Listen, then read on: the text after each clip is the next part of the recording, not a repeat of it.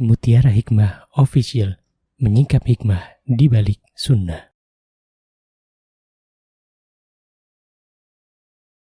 Salurkan donasi terbaik Anda untuk mendukung dakwah Mutiara Hikmah Official. Umroh akhir tahun plus daurah parenting Islami, sukses mendidik anak di zaman fitnah. Bersama Ustadz Hanan Yasir MA, Ustazah Imro'atul Azizah, 2 kali sholat Jumat. Kelas daurah parenting setiap hari. Konsultasikan dan daftarkan diri Anda sekarang juga. Mau haji yang gak pakai antri? Daftar sekarang, insya Allah 2024 berangkat. Gratis keberangkatan umroh sebelum haji. Dibersamai oleh Ustadz Hanan Yasir dan juga Ustazah Imro'atul Azizah. Buruan daftar sekarang juga, sebelum harga naik.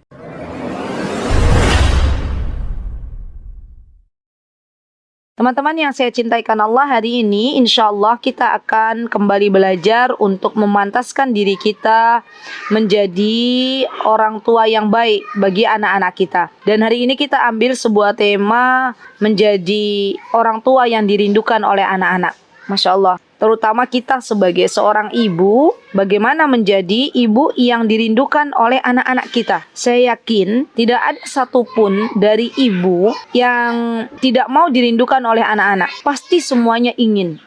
Dan itu menjadi sebuah fitrah bagi seorang ibu dan juga bagi seorang anaknya. Fitrah kehadiran seorang ibu, dirindukannya sosok ibu, dirindukannya masakan ibu, dirindukannya belayan ibu, dirindukannya suara ibu. Itu semuanya menjadi hal yang istimewa bagi anak-anak kita. Masya Allah, kita sebagai seorang anak pasti merindukan sosok ibu kita. Ya ndak ibu-ibu? Ya kan? Semuanya merindukan. Ya. Dan subhanallah, ketika kita merindukan sosok ibu kita, baik itu tadi dengan kasih sayangnya, dengan candanya, dengan kebaikannya, dengan kesabarannya, maka kita harus memiliki sebuah tujuan bagaimana nanti kita dirindukan oleh anak-anak kita, baik ketika kita masih ada di dunia maupun ketika kita sudah tidak ada lagi di dunia. Yang menjadi ibu yang dirindukan itu adalah hal istimewa bagi anak-anak. Nah, sekarang kita belajar ya, bagaimana sih kita agar bisa dirindukan oleh anak-anak. Yang pertama, teman-teman, jadikan kualitas waktu kita dengan anak-anak itu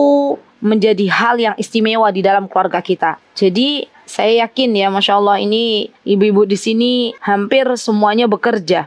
Dan ketika pulang ke rumah, yuk cobalah ambil waktu yang sedikit itu untuk anak-anak kita. Luangkan waktu yang berkualitas. Kualitas time itu penting banget. Dan saya melihat ada di tempat kami ini, kan di tempat saya itu ada semacam sekolah buat anak-anak. Saya menemukan ada anak yang ibu bapaknya bekerja. Ya, satu dosen, satu polisi. Namun anak ini Masya Allah, dia menjadi anak yang percaya diri. Masya Allah, barakallahu fi. Dan Masya Allah menjadi anak yang periang. Ya, ketika saya mengenal sosok bundanya, sosok ibunya, maka ternyata ibunya tuh benar-benar ketika pulang kerja, benar-benar waktunya dihabiskan untuk anak-anak. Masya Allah. Dan ayahnya pun demikian. Jadi ayahnya anak ini nih kalau pas lagi jemput itu benar-benar ekspresinya ya menyambut, Masya Allah, menyambut dengan baik gitu loh. Dan ini yang saya lihat, Masya Allah. Dan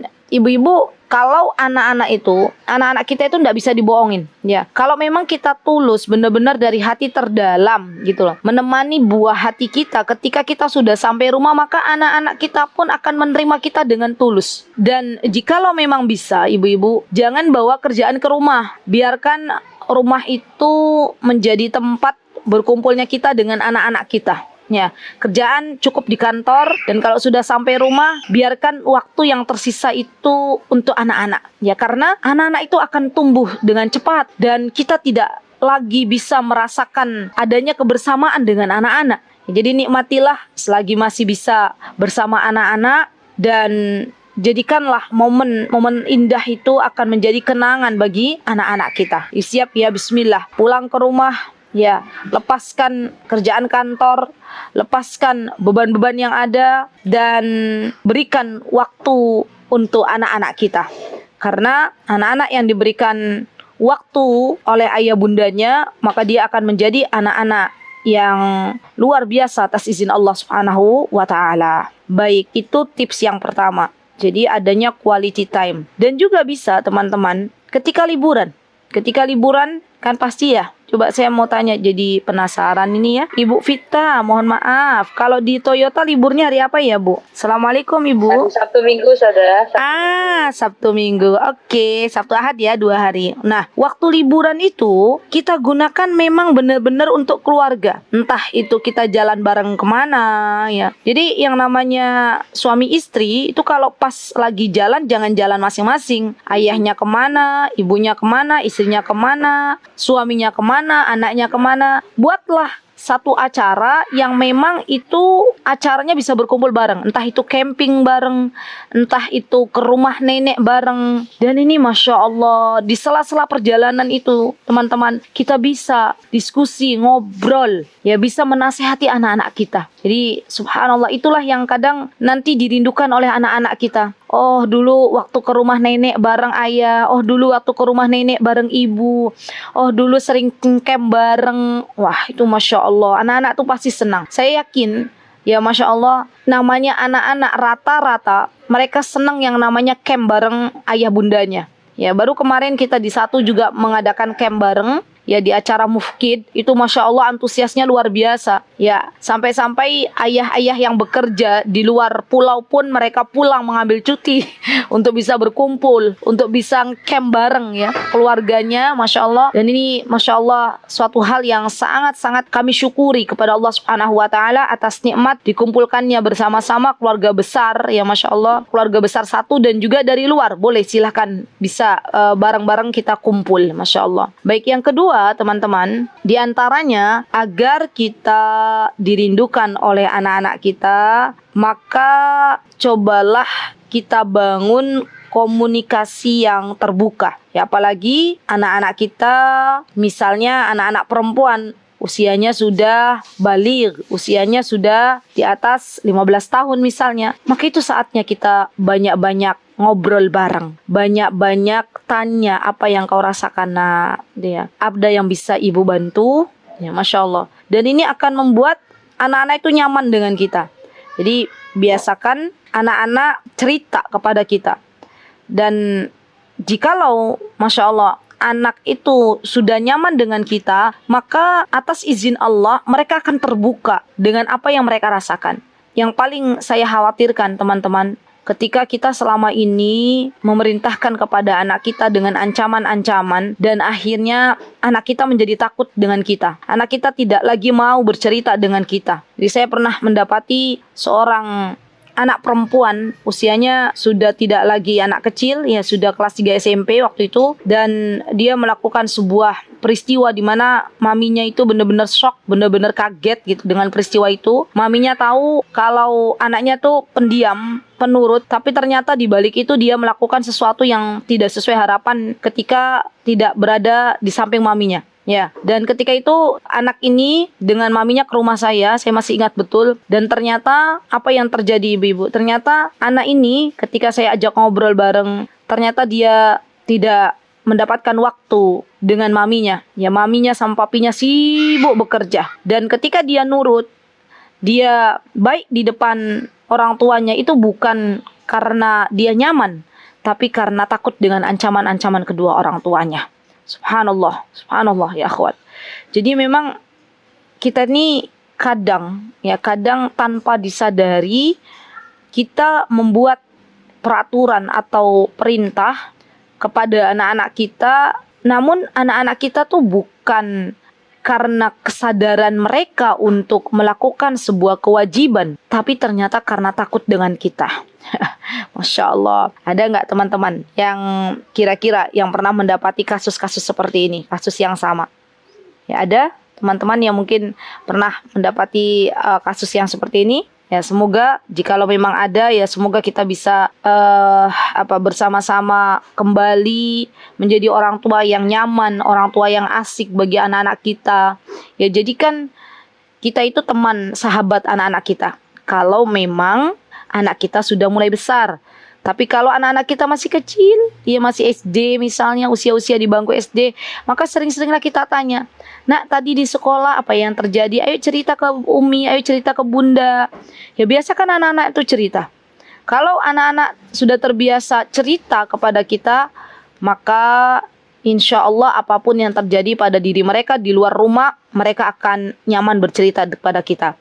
Daripada mereka bercerita dengan lawan jenisnya, daripada mereka bercerita di sosial media yang entah itu siapa yang akan membaca, ya barangkali kalaulah misalnya seorang perempuan atau seorang wanita dia bercerita di sosial media, kemudian ada yang menangkap laki-laki dan dia mengatakan saya siap untuk menjadi pendengarmu gitu ya, wah itu Masya Allah ya, mengerikan sekali. Jadi daripada mereka cerita keluar, lebih baik cerita ke ayah bundanya, lebih baik cerita kepada kita ya, sebagai orang tuanya. Masya Allah. Baik, yang ketiga nih ya. Yang ketiga, jadilah kita ibu yang bisa menahan emosi marah kita. Ya, jadi enggak terlalu banyak ngomel. Ya, kalau ibu-ibu Toyota nih gimana nih?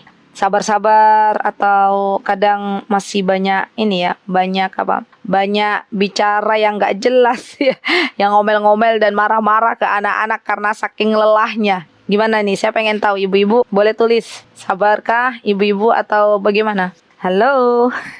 Assalamualaikum ibu-ibu, ini gimana ini? Ibu-ibu Toyota nih bagaimana ini Mbak Esi? Insya Allah dijaga Ustazah. Masya Allah. Alhamdulillah. Alhamdulillah. Jadi insya Allah tidak ada lagi ya ibu-ibu yang bersumbu pendek. Ini memang subhanallah, Masya Allah ya, ibu-ibu menjadi seorang ibu tuh tugasnya berat. Masya Allah, apalagi ibu-ibu nih double perannya ya. Peran menemani anak-anak di rumah, juga peran menjadi tulang punggung ini ya, Masya Allah, bekerja di luar, Masya Allah. Dan subhanallah, karena tanggung jawab yang begitu berat, ditambah lagi kelelahan yang dialami, belum lagi cibiran dari teman-teman sejawat ataupun orang-orang yang ada di dekatnya, Masya Allah, ini akan menjadikan kadang seorang ibu nih melampiaskan emosi marahnya kepada anak-anak, ya, meledak-ledak nggak jelas, ya, subhanallah. Dan akhirnya orang-orang yang ada di sekelilingnya menjadi tidak nyaman, termasuk diantaranya anak kita. Jadi anak kita ini takut kalau ibunya nih ngomel-ngomel gitu ya. Dan kita sebagai seorang ibu, subhanallah, hendaklah bisa menahan emosi marah kita. Karena kadang omelan kita itu berkecepatan 20.000 km per jam, ditambah intonasi yang tinggi, dan akhirnya anak-anak kita takut kepada kita. Nah, itu kan ya yang biasa terjadi. Subhanallah. Apakah memang marah itu tidak boleh sama sekali kita lakukan kepada anak-anak kita? Ada marah yang boleh dilakukan ibu-ibu, dan Rasulullah SAW pun pernah marah. Apa biasanya? Ya, marah yang kita boleh melakukannya diantaranya ketika anak-anak kita melanggar syariatnya Allah, maka kita boleh marah. Rasulullah SAW juga pun demikian. Beliau pernah marah ketika penyebabnya jelas, ketika Allah dan syariatnya diinjak-injak gitu ya, maka Rasulullah SAW pun marah. Tapi terkadang kita itu nggak jelas marahnya ya, anak kita menumpahkan air dan akhirnya kita memarah-marahi anak kita ya, padahal solusinya kan mudah, mengambil kain atau mengambil sesuatu untuk membersihkan air, selesai. Ya, Masya Allah. Dan ini marah yang tidak diperbolehkan. Jadi marah yang diperbolehkan adalah marah ketika aturan Allah sudah dilanggar. Misalnya anak-anak kita tidak mau sholat, misal contoh, padahal usianya sudah usia di atas 10 tahun, usia 12, 13, maka kita boleh marah. Ibu kecewa nak, kamu ndak sholat gitu ya. Tapi tetap kita pun harus menjelaskan kenapa kita marah gitu loh. Karena adik ndak mau sholat, karena kakak ndak mau sholat. Umah itu kan maunya adik sholat, kakak sholat. Dan sebelum kita memarahi anak kita karena ndak sholat, coba cek dulu, apakah kita sudah pernah memberitahukan kepada anak kita untuk apa engkau sholat? Apa keutamaan sholat? Konsekuensi dari meninggalkan sholat itu apa? gitu loh. Jadi jangan sampai kita marah nggak jelas, anak kita nggak sholat, tapi kita marah-marahin anak kita bingung, anak kita belum paham. Memangnya kenapa kalau aku nggak sholat? Memangnya apa yang didapatkan oleh diriku kalau aku sholat? Ya, itu tuh subhanallah hal yang pasti akan ditanyakan anak-anak kita, tapi mereka bingung untuk mengungkapkannya. Jadi sekali lagi ya ibu-ibu, pastikan kalau kita marah karena anak-anak kita ndak sholat, pastikan kita cross check dulu apakah memang anak-anak kita sudah diajarkan tentang keutamaan sholat, konsekuensi dari meninggalkan sholat itu sendiri, dan tentunya bagaimana sholat yang sesuai dengan anjuran Nabi kita Muhammad Sallallahu Alaihi Wasallam. Baik, nah itu ya, jadi boleh misalnya marah ketika aturan-aturan Allah dan Rasulnya dilanggar. Dan untuk anak-anak juga berbeda-beda ya teman-teman, dalam kita memarahi anak-anak ya. Anak-anak kecil, usia-usia 5 tahun, usia-usia 6 tahun, maka kita tidak boleh memaksa mereka untuk sholat ya. Kenapa? Karena yang namanya sholat itu baru kita memerintahkan kepada anak-anak kita ketika usia 7 tahun. Muru auladakum bis sholat. Berapa kata Rasulullah SAW? Suruhlah anak-anak kalian sholat ketika usianya 7 tahun. Sab'a sinin. Dan kalau usia 10 tahun sudah tidak mau sholat, maka boleh dipukul. Tapi tentunya dengan pukulan yang tidak menyakitkan. Ah ini nih. Jadi kita harus paham ya. Ada langkah-langkah yang memang harus kita kedepankan ketika kita mendidik anak-anak gitu ya. Terutama tadi masalah urusan sholat itu ada aturannya sendiri. Ya kalau usia-usia 5 tahun atau bahkan di bawah 5 tahun, biasanya anak-anak itu sedang mencoba-coba. Mereka sedang mengekspresikan apa yang mereka inginkan. Nah maka dari itu bagi kita seorang ibu hendaklah bersabar menghadapi anak-anak yang masih kecil. Kenapa? Karena mereka belum paham mana yang baik, mana yang buruk, dan kita tidak mau meninggalkan beban trauma ya kepada anak-anak kita. Ya, subhanallah. Ini penting banget ya ibu-ibu agar kita itu bisa menjadi teman yang baik untuk anak-anak kita. Baik. Nah, setelah kita memahami bahwa ternyata menjadi ibu itu adalah tugas yang berat ya, dan tentunya Allah juga akan memberikan balasan yang tidak recehan. Allah memberikan balasan kepada ibu-ibu yang sabar, kepada ibu-ibu yang senantiasa mengedepankan aturan-aturan Allah dan Rasulnya dalam membimbing buah hatinya. Maka kelak anak-anak ini yang akan menolongnya untuk dijauhkan ya orang tuanya dari api neraka atas izin Allah. Anak-anak ini yang kelak akan menggandeng tangan kedua orang tuanya menuju surganya Allah Subhanahu wa taala. Dan ini balasan bagi orang tua yang sabar dalam mendidik anak-anaknya. Masya Allah. Jadi luar biasa ya teman-teman. Ya kita semangat untuk menjadi ibu yang baik, karena memang hadiahnya itu luar biasa dari Allah Subhanahu wa taala. Baik, kemudian tips yang selanjutnya setelah kita tahu bahwa komunikasi yang terbuka itu adalah jalan yang bisa kita lakukan agar kita dirindukan oleh anak-anak kita. Nah, kemudian perhatikan perasaan anak-anak. Nah, ini penting banget nih. Ini juga penting. Ya, yang namanya perasaan itu subhanallah ya, banyak ragamnya. Dan kita sebagai orang tua harus bisa memahami perasaan anak-anak. Kenapa? Karena kalau kita bisa memahami perasaan anak-anak, maka akan sangat mudah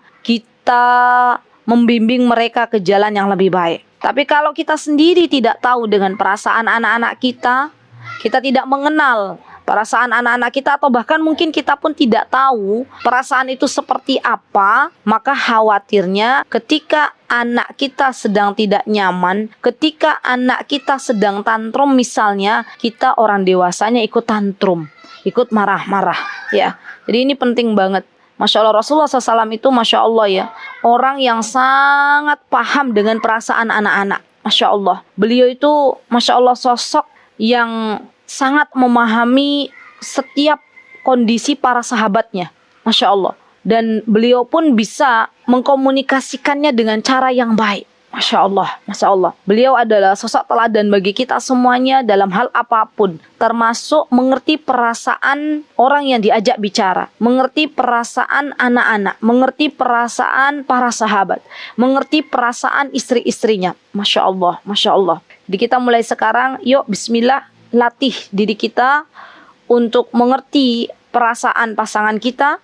Mengerti perasaan anak-anak kita agar kita bisa menjalaninya dengan ringan, ya, tidak menjadi beban, ya. Dan ini penting bagi kita semuanya. Baik, kemudian untuk menjadi ibu yang dirindukan juga dibutuhkan kasih sayang dari kita sebagai orang tua. Subhanallah, kasih sayang itu adalah pokok dari segala kebaikan. Ya, berarti kita harus menjadi ibu yang penyayang, ya. Dan ibu yang penyayang ini akan dirindukan oleh anak-anak. Ibu yang tidak kasar, ibu yang penyabar, Masya Allah. Ini pasti akan dirindukan oleh anak-anak, ya. Walaupun saat ini misalnya ibu kita sudah tidak ada lagi di dunia, tapi kita masih bisa mengingat jasa-jasa beliau dengan sabarnya mendidik kita, dengan sayangnya kepada kita, sehingga akhirnya kita pun mendoakan, ya, ibu kita yang sudah tidak ada lagi bersama kita. Kita doakan Rabbighfirli wali walidayya warhamhuma kama rabbayani shaghira.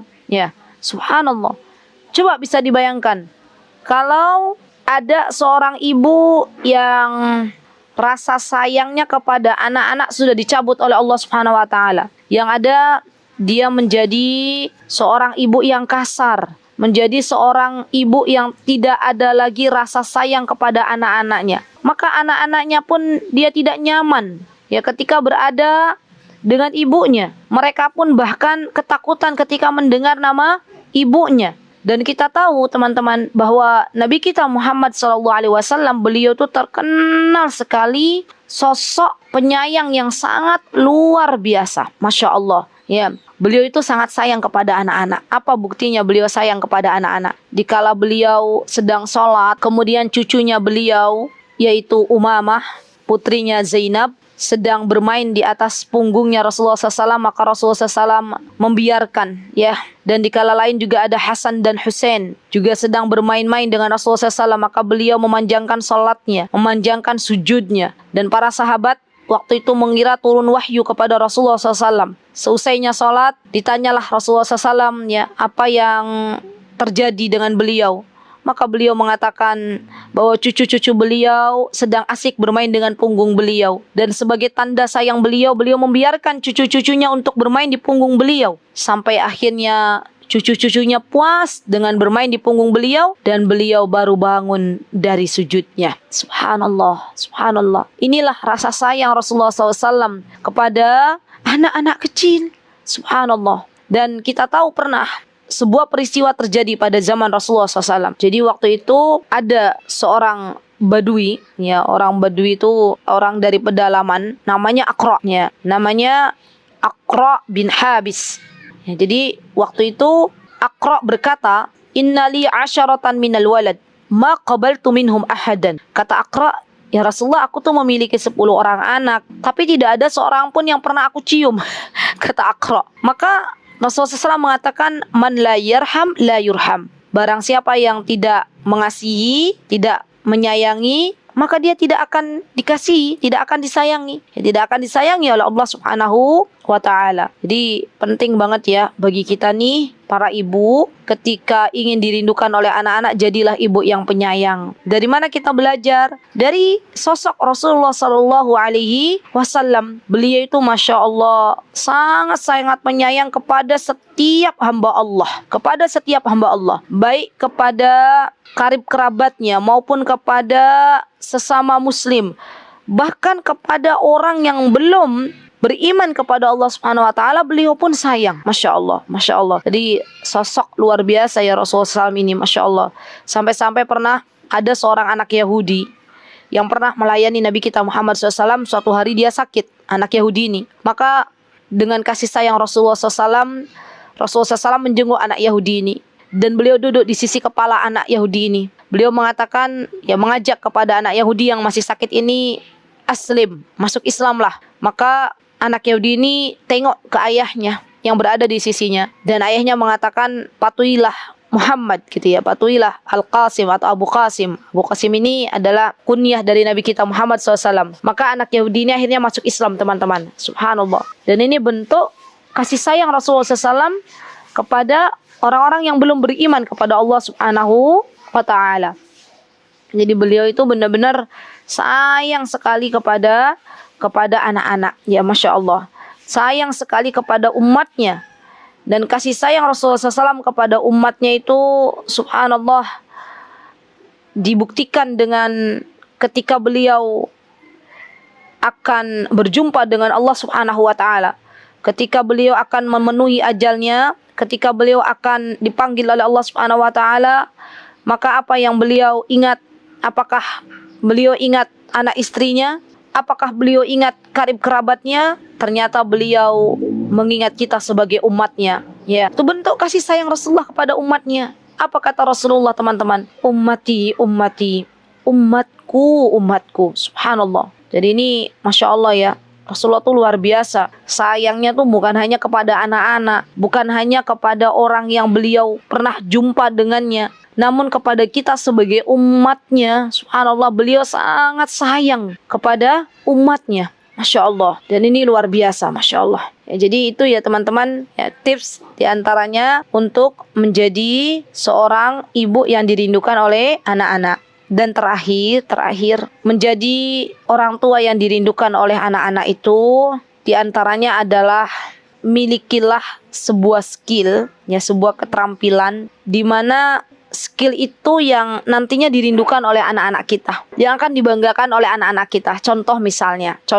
ada ibu atau istri tuh yang dia pandai masak gitu loh. Masya Allah. Masakannya nih selalu saja kalau dihidangkan untuk keluarganya semuanya suka gitu, habis. Masya Allah. Dan ini subhanallah teman-teman, kalau kita bisa maka lakukan, karena itu yang akan dirindukan oleh anak-anak kita. Ketika anak kita sudah merantau, maka biasanya anak kita akan mengatakan rindu dengan masakan ibu, rindu dengan masakan mama gitu ya. Masya Allah. Jadi yuk bismillah kita miliki skill itu. Apalah, nggak semuanya nggak harus masak, apalah yang bisa kita lakukan maka kita lakukan. Potensi yang Allah titipkan kepada kita, dari kelebihan yang Allah berikan, maka kita berikan itu. Contoh diantaranya juga misalnya ada ibu-ibu yang bisa jahit baju, ya. Semua baju anaknya, baju suaminya tuh dijahit sendiri. Ya. Maka suatu hari kelak ketika anak kita sudah jauh dari kita, dia akan katakan rindu dengan baju yang dijahit oleh ibu gitu ya. Masya Allah. Rindu dengan apa? Dengan celana yang dijahit oleh mamah gitu ya. Masya Allah. Dan itu akan menjadi kerinduan sendiri. Ya, semoga Allah Subhanahu wa Ta'ala menjadikan kita semuanya ibu-ibu yang dirindukan oleh anak-anak kita. Semoga Allah Subhanahu wa Ta'ala menjadikan kita semuanya ibu-ibu yang salihah. Semoga Allah Subhanahu wa Ta'ala kelak memasukkan kita semuanya beserta anak-anak kita dan orang-orang yang kita cintai ke dalam jannahnya. Amin. Allahumma amin. Baik, itu yang bisa saya sampaikan ya dalam kesempatan yang berbahagia ini. Terima kasih ibu-ibu atas kehadirannya. Barakallahu fikunna jami'an. Jikalau ada yang benar datangnya dari Allah, jikalau ada yang salah datangnya dari saya mohon maaf yang sebesar-besarnya. Aqulu qouli hadza wastaghfirullah li wa lakum wa akhiru da'wana anil hamdulillahi rabbil alamin. Assalamualaikum warahmatullahi wabarakatuh. Mutiara Hikmah Official, menyingkap hikmah di balik sunnah.